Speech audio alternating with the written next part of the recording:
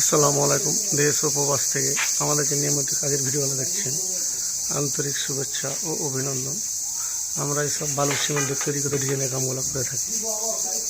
এই কাজটা আমরা দক্ষ কারিগরের সাথে করে থাকি। এই কাজটা আমরা ধরছি নতুন আপডেট সিলিং ফুলের কাম ধরছি। কাজটা যখন ভিডিও কমপ্লিট হবে তখন আপনাদের মাঝে আবার ভিডিও দেব। কেবল শুরু করছি, শুরুর মাধ্যমে আপনাদের মাঝে একটা ভিডিও দিলাম। এটা পিলারের গোড়ার ডিজাইন চলতেছে। এই বক্সের ফাঁকে ফুলের কাম আছে।